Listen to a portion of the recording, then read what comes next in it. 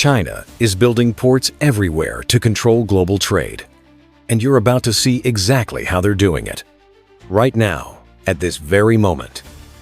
95 ports across 60 countries on 6 continents are operating under Chinese control. This isn't some future plan. This is happening today.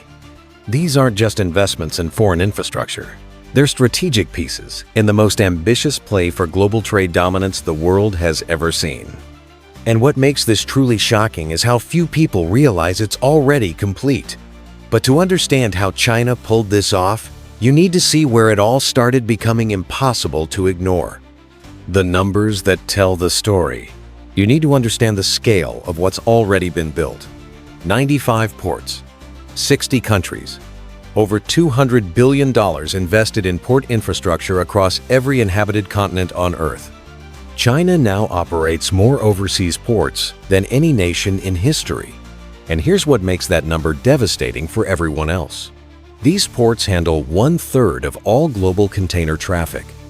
1/3.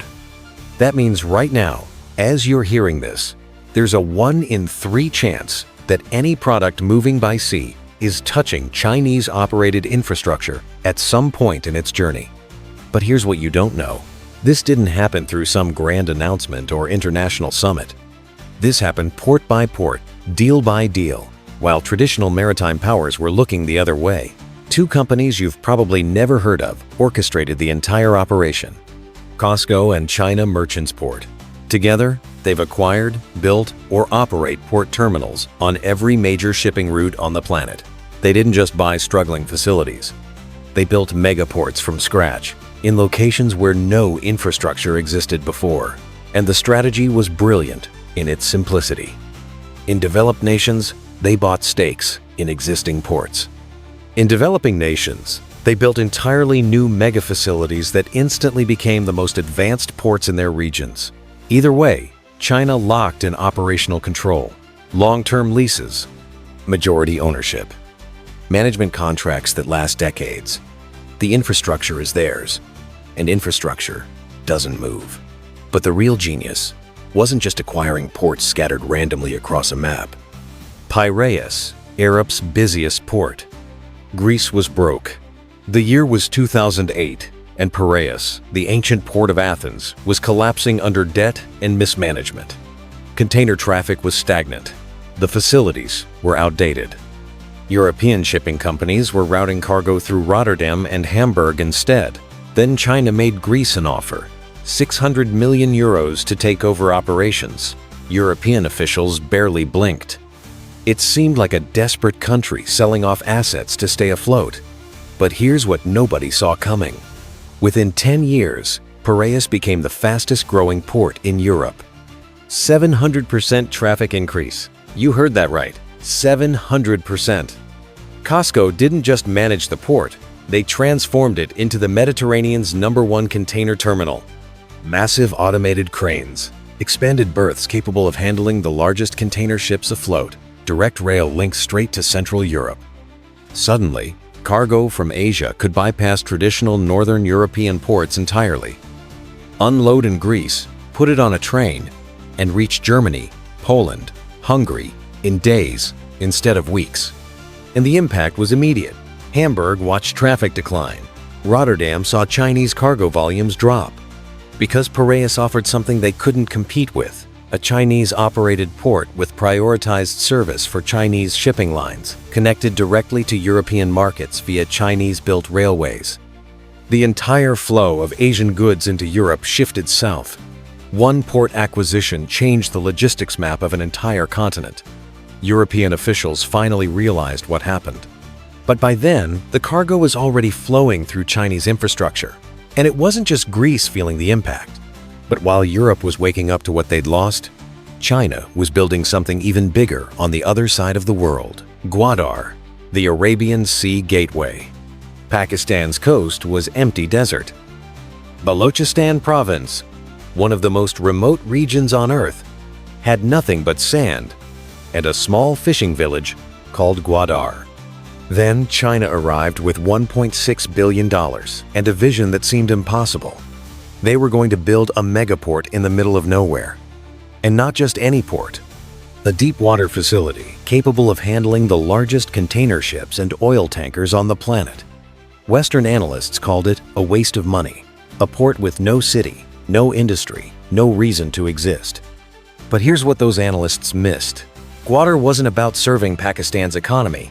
It was about rewriting geography itself. Look at a map. Every single shipment, from the Middle East to China, has to travel 12,000 miles through the Strait of Malacca, around Southeast Asia, up to Chinese ports. 12,000 miles through waters China doesn't control, through a choke point that could be blocked at any moment. Gwadar changes everything. Oil tankers dock in Pakistan. Pipelines and highways run directly north through the mountains into western China. 12,000 miles becomes 800. And China didn't just build a port. They built 9 deep-water berths, automated container terminals, ship repair facilities, free trade zones, oil refineries, an entire city rising from the desert. The China-Pakistan Economic Corridor, $62 billion in roads, railways, and pipelines, all anchored by this single port. Suddenly, Pakistan's coastline became China's gateway to the Arabian Sea, to Africa, to the Middle East, to routes that bypass every traditional maritime choke point. The port opened in 2016. Within 5 years, it was handling ultra-large crude carriers that most ports in the region couldn't even accommodate. China had turned worthless desert into strategic infrastructure that threatens the entire concept of maritime choke points. But if Gwadar was about bypassing one critical strait, China's next move was about owning another one entirely. Hambantota, the Indian Ocean jewel. Sri Lanka needed money. The government borrowed $1.5 billion from China to build a port on their southern coast. A sleepy town called Hambantota, population less than 12,000, was about to get a deep-water megaport. Western lenders had refused the project. The location made no sense. Sri Lanka already had Colombo port handling their trade. Why build another massive facility in the middle of nowhere? But China wrote the check, and construction began. Then came the most devastating news of all. Sri Lanka couldn't repay the debt, $1.5 billion in loans, and the government was drowning. China offered a solution. We'll forgive the debt. Just give us the port. 99-year lease. Full operational control until the year 2116. Sri Lanka handed over the keys, and suddenly, the world understood what had just happened. This wasn't a failed investment. This was the plan all along. Because here's what makes Hambantota's location absolutely critical. 36,000 ships pass within 30 miles of this port every single year. It sits directly on the shipping lane connecting the Strait of Malacca to the Suez Canal, East Asia to Europe, East Asia to the Middle East, East Asia to Africa. Every major trade route in the Indian Ocean comes right past Hambantota. And now, China owns it. Outright. For the next century. But China didn't just take control, they expanded it. Bunkering facilities for refueling the world's largest ships, logistics centers. Ship repair yards capable of servicing ultra-large container vessels. What looked like a white elephant project transformed into one of the most strategically positioned ports on Earth. A port China controls until your grandchildren are old. And while the world was still processing the implications of Hambantota, China was already fortifying their position at the most critical maritime choke point in Africa, Djibouti, Horn of Africa Command. Djibouti is a country most people couldn't find on a map. Smaller than the state of New Jersey, sitting at the junction where the Red Sea meets the Indian Ocean. But geography made this tiny nation the most strategically valuable piece of coastline on Earth. Every ship traveling between Asia and Europe through the Suez Canal passes right by Djibouti. The Bab el-Mandeb Strait, one of the world's critical maritime choke points, sits right offshore. 20,000 ships a year squeeze through this narrow passage. And China saw an opportunity nobody else was taking seriously. $3.5 billion. That's what China spent building the Doralé multi-purpose port. And calling it a port doesn't capture what they actually built. A 1,000-meter-long quay, berths designed for the largest container ships and bulk carriers afloat. Fully automated container handling systems, the most advanced port facility in Africa. But here's where it gets bigger. Djibouti handles 95% of Ethiopia's entire trade. Ethiopia, with 120 million people, is landlocked. Everything coming in or going out moves through Djibouti. And China built a railway connecting Ethiopia's capital directly to their new port. They didn't just control the coastline, they controlled the only route to the sea for one of Africa's largest economies. But China wasn't done. Right next to the port, they built something that changed everything. China's first overseas military base, $400 million. Barracks for 10,000 troops, helicopter pads, piers for warships. Suddenly, this wasn't just commercial infrastructure. This was power projection. China now had military assets permanently stationed at one of the world's most critical maritime choke points, protecting their port, protecting their shipping lanes, protecting their access to the Suez Canal. And the timing was perfect. Because across the Pacific, China was about to unveil a port so massive it would reshape South American trade forever. Chancay, South America's megaport. Peru's coastline north of Lima was just cliffs and fishing villages. Then China announced they were building a $3.6 billion megaport in a town called Chancay. South American officials thought it was about accessing Peruvian copper and fish exports. They had no idea what was actually being built. This wasn't just another port. This was the first South American facility specifically engineered to handle the newest generation of ultra-large container ships. Ships so massive that no existing port on South America's Pacific coast could accommodate them. But here's what changed everything. Before Chancay, cargo from South America to Asia took a circuitous route. Smaller ships to Panama, transfer cargo, reload onto larger vessels. Weeks of delays, massive costs. Chancay eliminated all of it. 60-foot draft.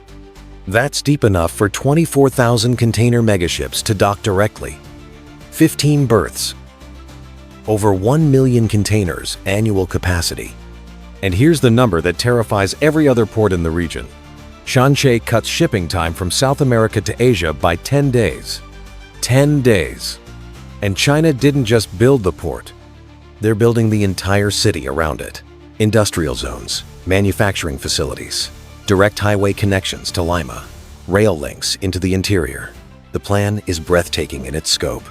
South American raw materials arrive at Chancay, get processed in Chinese-built factories, then shipped to Asia on Chinese vessels through a Chinese-operated port. The entire supply chain, controlled end to end. The port opens in 2024. When it does, every shipping route on South America's Pacific coast changes overnight. Because suddenly, there's a port that can do in one stop what used to take multiple transfers. Chinese efficiency, Chinese technology, Chinese control, and every ounce of copper, lithium, and agricultural products flowing to Asia will have one preferred route.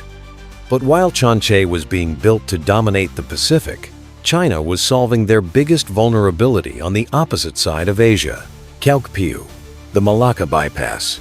China had a problem that kept military strategists awake at night. 80% of their oil imports passed through the Strait of Malacca, a narrow passage between Malaysia and Indonesia that's only 1.5 miles wide at its narrowest point. Every single day, 15 million barrels of oil squeeze through this choke point on their way to China. And China controls none of it. One blockade, one conflict, one political crisis, and China's energy supply cuts off. They needed an alternative, and they found it in Myanmar. $7.3 billion. That's what China invested in Kyaukpyu, a deep-water port on Myanmar's west coast facing the Bay of Bengal. And here's why the location is genius. Ships from the Middle East and Africa can dock at Kyaukpyu, offload crude oil, and send it through pipelines running directly north into China's Yunnan province. No Strait of Malacca, no Indonesian waters. No choke point that foreign navies could blockade. China just built themselves an alternate route for their energy security. But they didn't stop at oil. 10 deep-water berths, container terminals, bulk cargo facilities, natural gas pipelines running parallel to the oil infrastructure. And here's what makes this truly massive. The port connects to highways and railways that link directly into China's Belt and Road network. Suddenly, goods from Europe and Africa can reach Western China through Myanmar, completely bypassing the South China Sea. A multi-thousand-mile detour around Southeast Asia becomes a direct route through the Bay of Bengal. The port handles the largest crude carriers afloat. Vessels over 1,000 feet long dock at Kyaukpyu and pump millions of barrels directly into Chinese pipelines. Myanmar gets transit fees and development. China gets energy independence and a backup route that nobody can threaten. The Malacca Dilemma, the vulnerability that haunted Chinese strategic planning for decades, just got solved. And while Kyaukpyu secured China's energy imports, another port was being transformed into something that would challenge Singapore's dominance entirely: Colombo, Sri Lanka's trade terminal. Sri Lanka learned their lesson from Hambantota, but by then, China was already operating inside their most important port. Colombo, the capital's massive container terminal, handles 90% of Sri Lanka's international trade, and China wanted in. $1.4 billion for a major expansion and operational stake. This time, Sri Lanka kept ownership. But China got what they really wanted: operational control of South Asia's most strategically positioned transshipment hub. Because here's what makes Colombo absolutely critical. It sits at the crossroads of the India-Middle East-Europe shipping route. Every major shipping line stops here. Maersk, MSC, CMA, CGM. They all use Colombo to transfer cargo between feeder vessels and mother ships. It's the logistics hub for the entire Indian Ocean region. And China Merchants Port now runs the newest, most advanced terminal in the complex. 2.4 million container capacity, fully automated operations using Chinese technology. Cranes that can unload ultra-large container ships in hours instead of days. But here's where it gets devastating for competitors.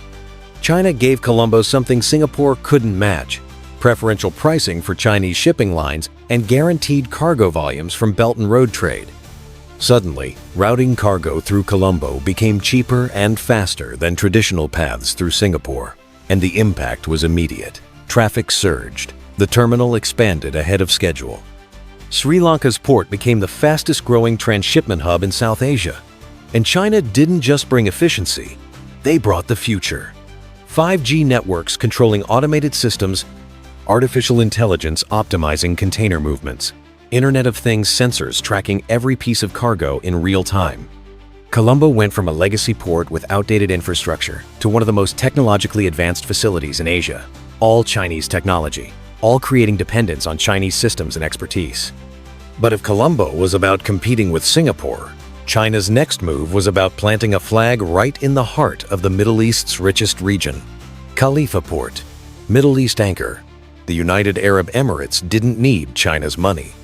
Abu Dhabi is one of the wealthiest cities on earth, swimming in oil revenue and sovereign wealth.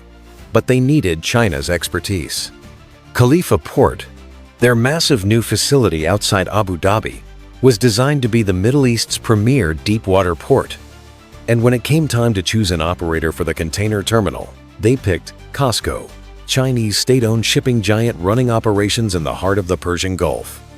But here's what makes this partnership absolutely critical. Khalifa Port has an 18-meter draft. That's deep enough to handle the largest container ships ever built. Vessels carrying 24,000 containers can dock here fully loaded, and the location is perfect, right at the intersection of Asia-Europe routes and Asia-Africa routes. Every major shipping lane in the Indian Ocean comes within reach of Khalifa Port. COSCO didn't just get operational control. They got a strategic position between 3 continents. And the terminal they're running isn't some minor facility. It's a fully automated container terminal using Chinese technology throughout. Automated cranes, automated guided vehicles moving containers, remote control operation centers. The entire system designed and implemented by Chinese companies. Abu Dhabi got world-class efficiency. China got operational experience and influence at one of the world's most important maritime crossroads. But here's where the real genius shows. Khalifa Port connects directly to the Etihad rail network.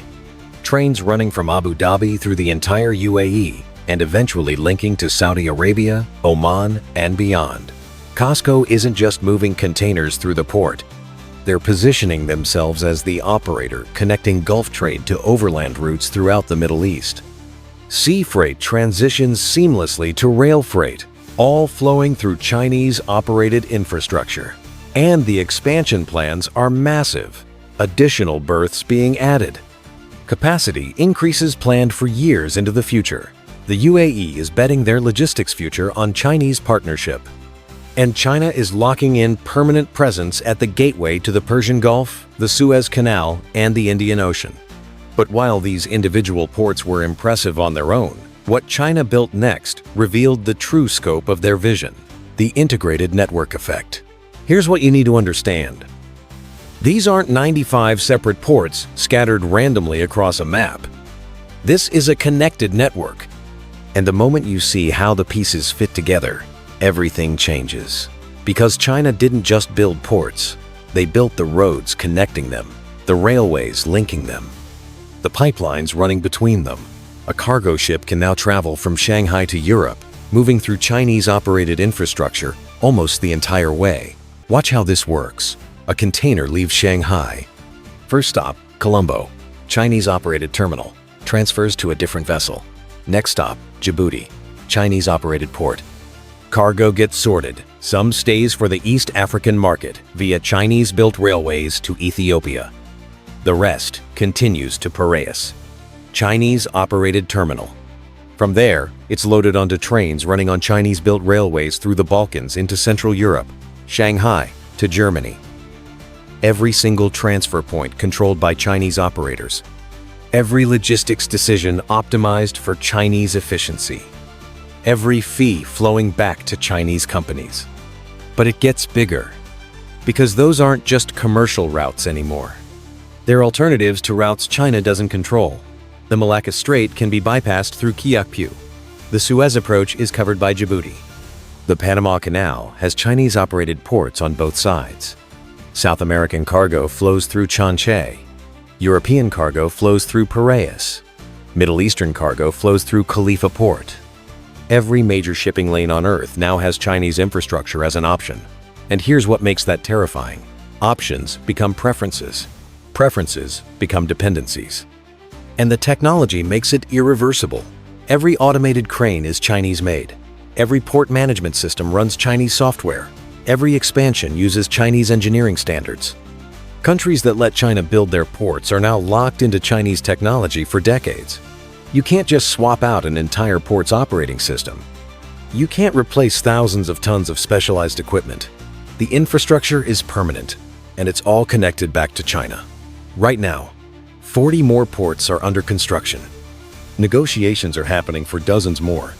And every single one plugs into the same network, the same shipping lines, the same management companies, the same technology platforms. China isn't just building ports anymore. They're building the operating system for global trade. And once enough cargo flows through that system, once enough countries depend on that infrastructure, once enough companies optimize their supply chains around those routes, there's no going back. This is how China is building ports everywhere to control global trade. Not through military force, not through political pressure, through concrete and steel and cranes that will stand for 50 years. Through deals signed and construction completed while everyone else was debating whether it was even possible. The network is already operational, the cargo is already flowing. And the map of global trade has already been redrawn with China holding the pen.